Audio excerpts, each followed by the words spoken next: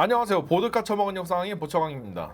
1980년 6월 27일 20시 8분 이탈리아의 볼로냐 공항에서 팔레르모 공항으로 가는 국내선 DC9 여객기 한 대가 이륙했습니다.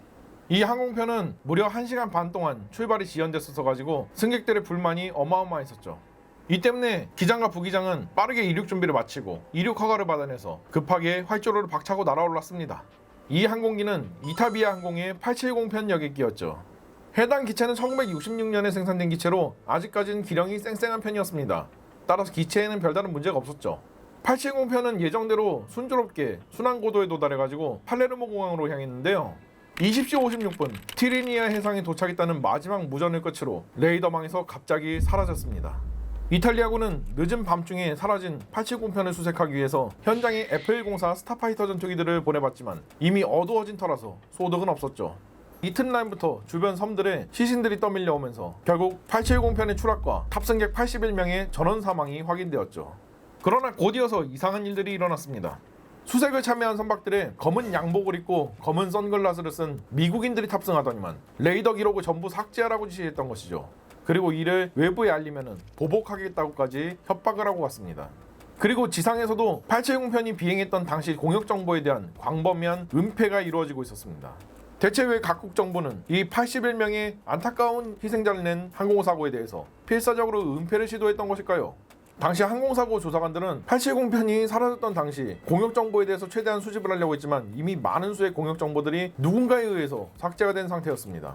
그래서 당시 공역 정보를 토대로 상황을 재구성하는 것이 어려워졌죠. 다른 자료들을 요청해가지고 간접적으로 당시 상황을 추론해보기로 했지만 이마저도 알 수 없는 세력의 방해를 받게 되면서 한계점에 봉착하고야 말았습니다. 그래서 이들은 가장 확실한 방법에 기대는 수밖에 없었죠. 바로 항공기의 블랙박스를 인양하고 잔해들을 인양해서 조립해서 직접적인 항공기의 추락 원인이 무엇인지 확인하는 방법이었습니다. 그러나 알 수 없는 세력이 계속해서 수사 자료를 탈취해간 일들이 벌어졌고요. 심지어 이들에게는 익명의 누군가들이 계속해서 수사를 중단하라고 압박까지 가해왔습니다. 정부 측에 요구한 여러 가지 자료들도 번번이 열람 제한에 걸리면서 수사는 지지부진해졌죠. 그래도 조사단은 굴하지 않고 81명의 억울한 영혼들을 달래주기 위해서 계속해서 수사를 진행했습니다. 조사단은 870편이 해상에서 추락했다는 점을 이용해서 곧바로 액티브 스캔 소나를 장비한 선박을 수소문하고 다녔습니다. 이 장비는 음파를 쏘고 돌아오는 음파를 측정해가지고 해저 지형과 구조물들을 찾을 수가 있는 그런 소나였죠. 이들은 간신히 소해정 한 척을 협조받을 수가 있었고 해당 해역을 스캔했는데요. 이상한 점을 발견했습니다. 870편의 잔해를 찾는 데에는 성공했는데 이 잔해들의 위치가 마치 870편이 공중에서 폭발한 상태로 지상의 파편들이 흩뿌러진 것처럼 해저 넓은 면적에 870편의 파편들이 흩뿌려져 있었습니다. 이 말은 870편이 내부의 요인이건 외부의 요인이건 공중에서 폭발한 상태로 추락했다는 것을 의미하죠.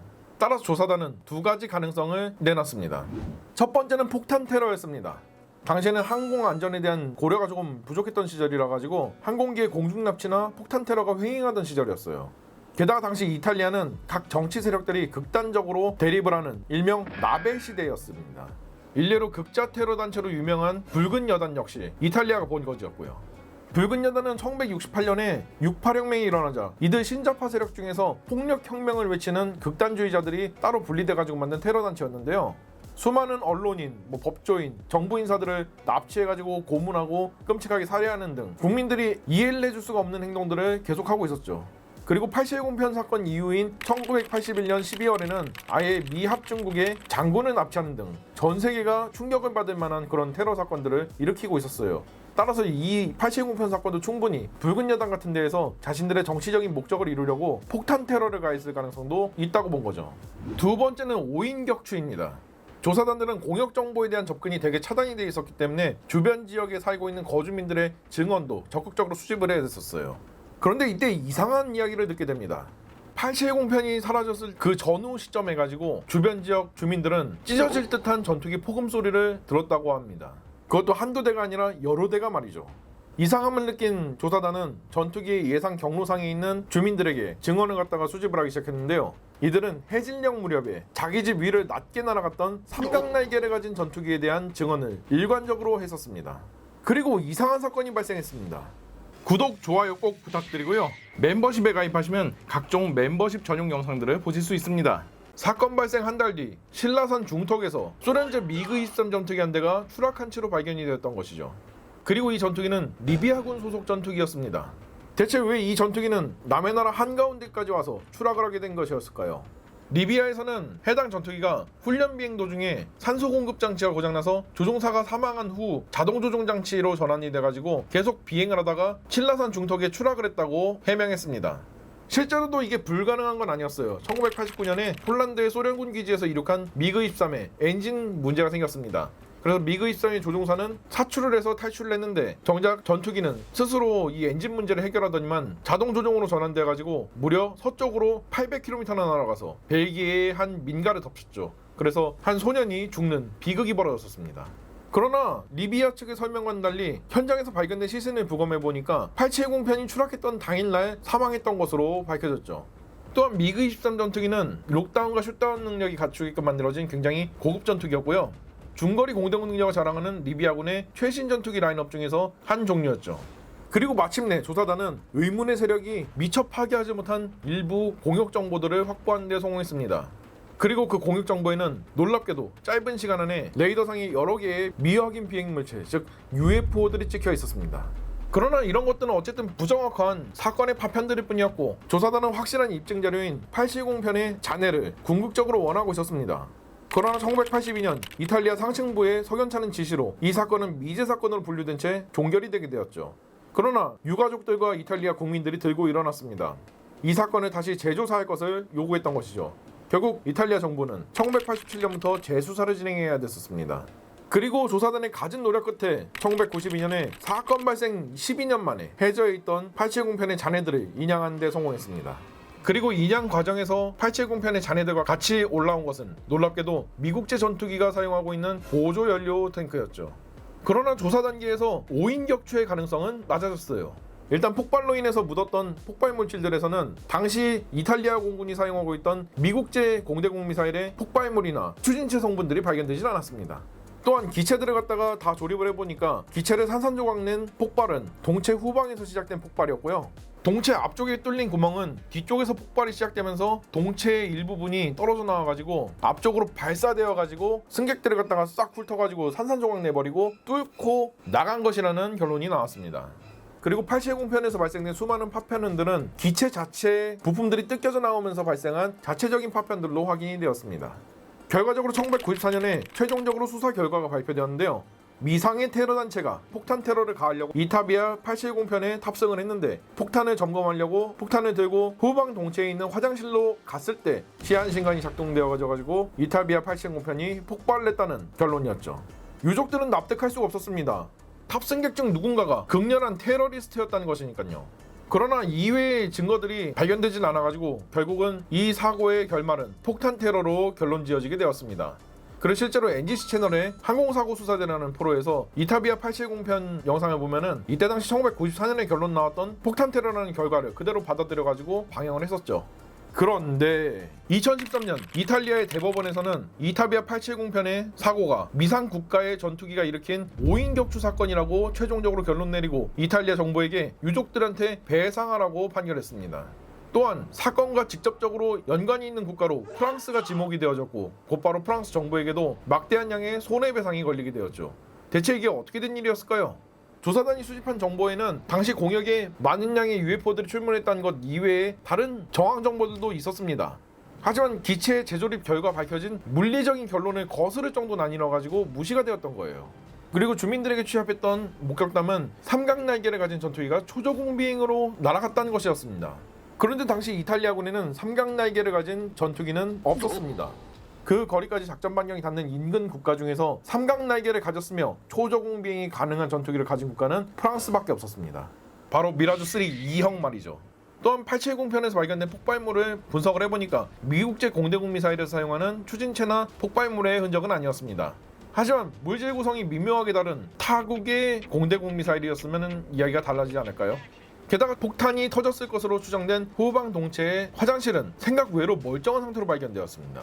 그리고 해질녘에 전투기가 초저공 비행을 할 일이 얼마나 될까요? 참고로 초저공 비행 같은 경우에는 적의 지상 기반 레이더를 회피할 때 주로 쓰는 방법입니다. 왜냐면은 지상 기반 레이더는 높고 먼 곳은 잘 봐도 낮고 가까운 곳은 잘 못 본다는 단점이 있거든요. 그래서 냉전기에는 적의 지상 기반 레이더의 탐지를 회피하려고 초저공 침투 비행이 유행을 했던 것이고요. 또한 당시 870편이 실종되자 최초로 수색에 나섰던 것은 이탈리아 공군의 F-104 스타파이터 전투기들이었습니다. 그리고 결정적으로는 당시 사고 공역에는 리비아 정부의 국가수반 전용기가 지나가고 있었습니다. 바로 리비아의 독재자인 무아마르 알 카다피의 전용기 말이죠. 당시 카다피는 유고 연방에서의 순방 일정을 끝내고 귀국길에 오른 상태였습니다. 그리고 2023년 결정적인 폭로가 이어졌죠. 이탈리아의 전 총리였던 줄리아노 아마토 총리가 당시 미국과 프랑스, 이탈리아가 짜고 카다피를 공해상에서 암살하려고 했다는 것입니다. 그런데 실수로 민항기를 갖다가 격추를 시켰다는 것이죠. 그는 여기에 더해서 당시 이탈리아 사회당 출신의 전 총리였던 베티노 크락시가 카다피에게 공해상에서 암살 작전이 있을 것이라고 귀띔까지 해줬다는 것입니다. 그리고 이 발언을 이탈리아 현 총리가 사실이라며 인정해가지고 오피셜로까지 굳혀졌죠. 과연 그날의 진실은 어땠을까요? 1969년 리비아 육군의 한 중위가 기계화 여단을 몰고 수도인 트리폴리로 입성했습니다. 그리고 그는 왕을 끌어내리고 전국을 주도하기 시작했죠. 그의 이름은 무아마르 알 카다피, 당시 나이는 고작 27살이었습니다. 그는 기습적인 석유 국유화를 단행하면서 국부를 쌓았습니다. 리비아 경제는 날이 갈수록 성장했습니다. 그러나 문제는 카다피가 뼛속부터 반서방주의자였다는 것이에요. 그리고 1977년 그가 여러 권력기구들을 갖다가 다 제껴버리고 마치 지금의 북한처럼 자기 스스로 리비아를 통치하는 무소불위의 권력을 가지게 되자 본색을 드러냈죠. 그는 여러 반서방 테러 단체에 오일머니들을 뿌려댔고 그 결과 서방에서는 온갖 형태의 테러들이 일어나면서 공포에 떨어야 됐었습니다. 군사적으로도 성장한 리비아는 공공연하게 서방 세계에 무력 시위를 감행했고 핵 개발에 나섰는데요. 당연히 미국이 극대노했죠. 그리고 인접 국가인 프랑스와 이탈리아에는 그대로 불똥이 튀어버린 상황이었습니다. 그래서 프랑스는 당시 리비아한테 공격받던 차드에 프랑스군을 전개하고 리비아를 공격하면서 군사적인 압박을 감행했는데요. 또한 서방 세계에서도 리비아에 강도 높은 경제 제재를 실시했죠. 그럼에도 불구하고 리비아의 카다피는 석유로 인한 막대한 부와 그리고 자국의 성장해가는 산업 역량을 필두로 잘 버텨내가고 있었습니다. 결국 서방의 인내심은 한계치까지 다다르고에 말았죠. 미국과 프랑스, 이탈리아는 1980년 6월 27일에 카다피가 유고 연방 순방을 마치고 다시 돌아올 때로 노려가지고 카다피 전용기를 격추하는 극비 계획을 짜게 되었습니다. 그리고 카다피가 예정대로 귀국길에 오르자 이 극비 작전이 실행되게 되었죠. 지금부터 말씀드리는 것은 제가 추측으로 당시 상황을 재구성한 부분임을 알려드립니다.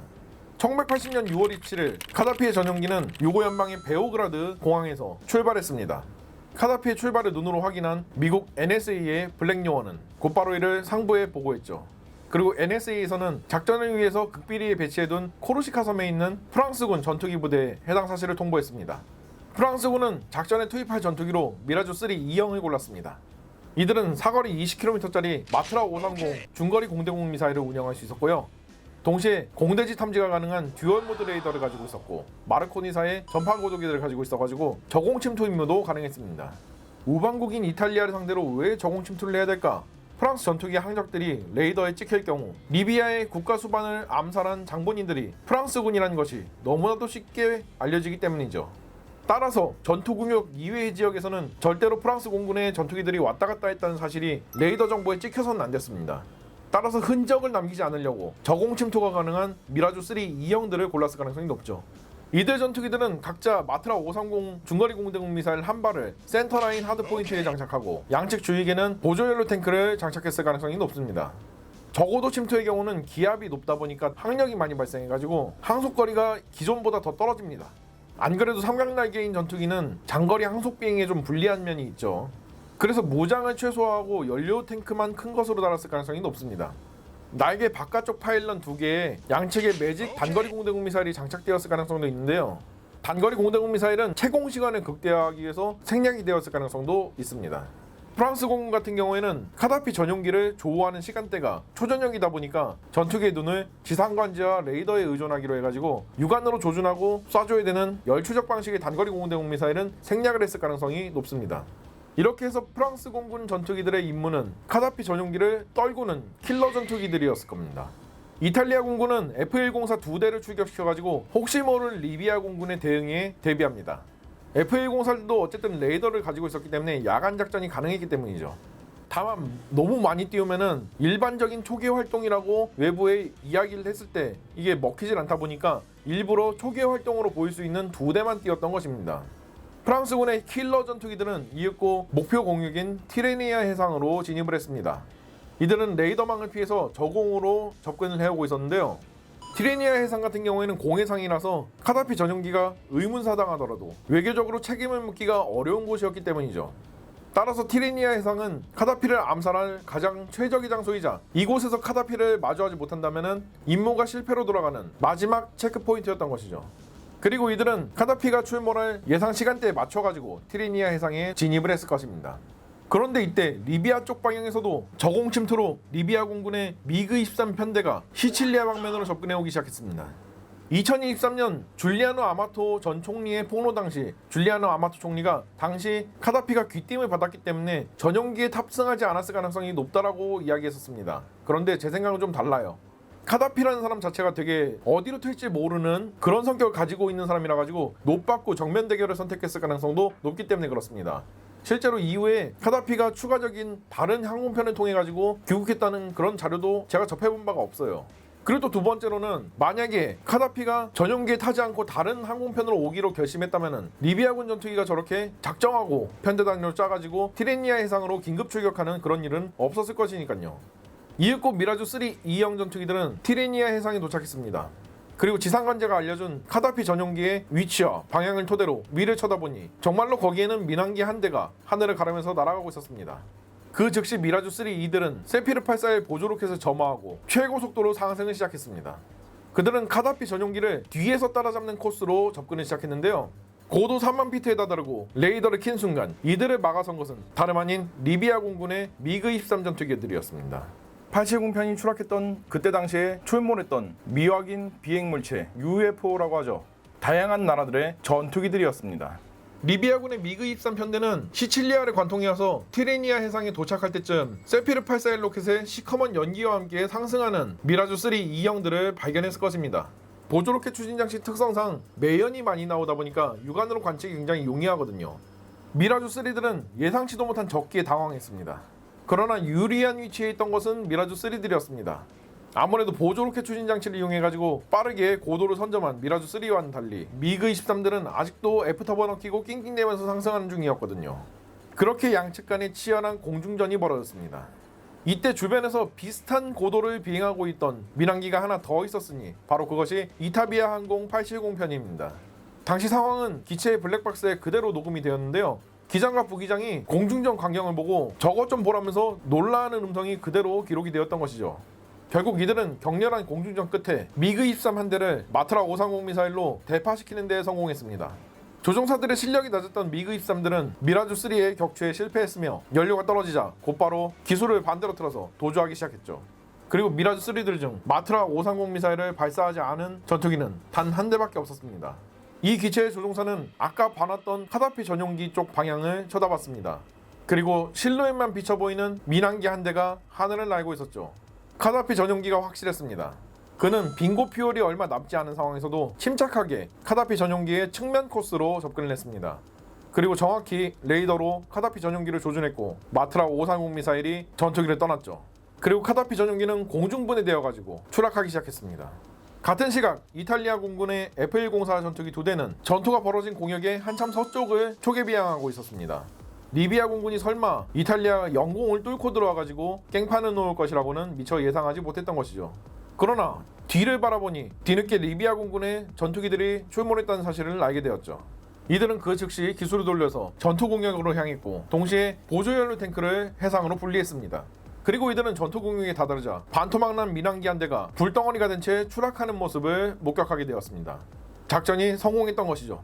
그런데 이 F-104들은 몇 분 뒤 지상관제로부터 근처에서 이타비아 870편이 사라졌으니 수색하라는 지시를 받게 되었습니다. 바로 그들이 격추했던 것은 카다피 전용기가 아니라 이타비아 870편이었던 것이죠. 당시 미라주 3에게 피격당한 미그 23 전투기 한 대는 조종불능에 빠진 채 하염없이 활공하다가 신라산 중턱에 추락했고요. 카다피 본인이 암살 시도를 당한 것은 맞지만 카다피 역시 남의 나라 영공에 전투기들을 무단으로 밀어넣어서 군사작전을 한 것이니까 그 역시 리비아 공군의 출격 사실을 부인할 수밖에 없었던 것입니다. 결국 카다피 암살 작전은 실패로 막을 내렸고 애꿎은 민항기 한 대만 격추당하고야 말았습니다. 이렇게 해서 미라주 3 전투기의 가장 어두운 실전 경험이 드러나게 되었습니다. 사고 후 유가족들은 다행히도 자신의 가족들 중 누군가가 테러리스트였다는 오해에서 벗어날 수가 있게 되었죠. 그리고 사건의 진상이 드러남에 따라서 돌아가신 분들도 마음이 좀 편하실 것 같습니다. 그렇다면 사건 이후 관련자들은 어떻게 되었을까요? 1988년 람슈타인 공군기지에서 에어쇼가 열렸습니다. 이때 이탈리아 공군의 MB339 훈련기들의 고개 비행이 실시되었는데요. 갑자기 훈련기 세대가 충돌하더니만 관중석을 덮쳐가지고 람슈타인 공군기지 참사 사건이 터지게 되었죠. 이때 사고를 일으킨 조종사들은 날디니 중령과 누타넬리 중령이었습니다. 이들은 사고로 인해서 현장에서 즉사하고야 말았죠. 물론 굉장히 위험한 기동이었습니다. 하지만 해당 조종사들은 해당 기동을 이미 수백 차례 성공시킨 베테랑 조종사로서 이름 높은 사람들이었고요. 아무도 그들이 이런 실수를 할 거라고는 생각지도 못했죠. 그러나 이 사건은 석연찮게도 두 조종사의 훈련 부족으로 황급히 결론이 내려지고 사건이 종결되었습니다. 그리고 이 두 조종사는 당시 티레니아 해상에서 초계를 돌던 두 대의 F104에 타고 있었던 그 조종사들이었습니다. 프랑스와 이탈리아에서는 당시 공군 관계자들을 기소했는데요. 마치 약속이나 한 듯이 공소시효가 지난 시점에서 검찰들이 움직였고 아무도 처벌받지 않았습니다. 카다피는 2011년 아랍의 봄 시위가 터지자 시민들을 강제 진압하려다가 오히려 시민군과 정부군 간의 내전이 벌어졌는데요. 이때 정부군이 수세에 몰리자 카다피는 도주를 선택했습니다. 동시에 카다피 세력을 때려잡으려는 서방의 오디세이의 새벽 작전이 시작되었죠. 그런데 이때 프랑스 공군이 이상하리만치 너무나도 적극적이게 눈에 불을 켜고 카다피를 찾아 헤맸어요. 그리고 카다피의 차량 행렬을 찾아내더니만 프랑스 공군의 공습으로 인해서 카다피가 부상을 입고 사로잡히게 되었습니다. 그리고 놀랍게도 몇 시간 뒤 머리에 총알구멍이 난 시신으로 발견되었죠. 당시 시민군이 카다피를 그렇게 황급하게 처형할 이유가 전혀 없었는데도 말입니다. 그리고 어떻게 해서 죽었는지 확인을 해보니 시민군한테 끌려져가지고 조리돌림을 당하던 카다피에게 누군가가 몰래 군중 속에 숨어서 다가오더니만 기습적으로 카다피의 머리에 권총을 쏘고 갔다고 합니다. 그리고 카다피의 머리에 권총을 쏜 그 사람은 프랑스 정보국의 블랙 요원이었다는 설이 유력한 상황이죠. 그리고 또 다른 어둠이 프랑스와 이탈리아 그리고 리비아에 들이오게 되었습니다.